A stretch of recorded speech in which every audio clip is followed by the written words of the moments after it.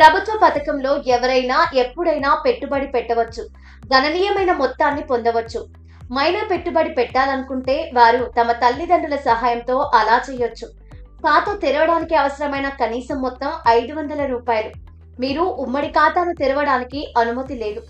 అనేక ప్రభుత్వ పథకాలు పోస్ట్ ఆఫీస్ కింద నడుస్తాయి. వాటిలో ఒకటి పబ్లిక్ ప్రొవిడెంట్ ఫండ్. ఇది ప్రజలను లక్షాధికారులను చేయగల పథకం.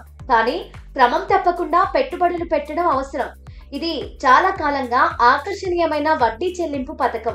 ఇది పన్ను ప్రయోజనాలను కూడా అందిస్తుంది.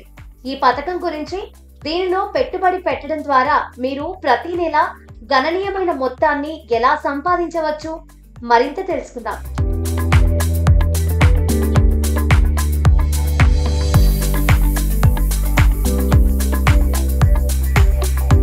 పీపీఎఫ్ ఒక అద్భుతమైన పెట్టుబడి ఎంపిక.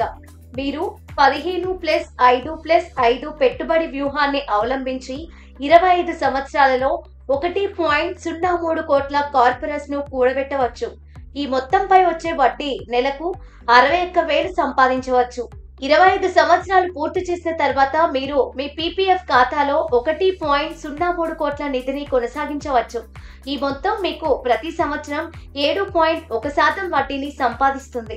ప్రతి సంవత్సరం 7.1% వడ్డీతో మీరు సుమారు 7.31 లక్షలు జమ చేస్తారు.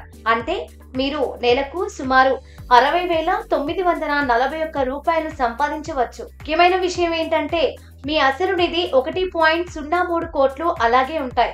ఈ ప్రభుత్వ పథకంలో ఎవరైనా ఎప్పుడైనా పెట్టుబడి పెట్టవచ్చు, గణనీయమైన మొత్తాన్ని పొందవచ్చు. మైనర్ పెట్టుబడి పెట్టాలనుకుంటే వారు తమ తల్లిదండ్రుల సహాయంతో అలా చేయవచ్చు. ఖాతా తెరవడానికి అవసరమైన కనీస మొత్తం 500 రూపాయలు.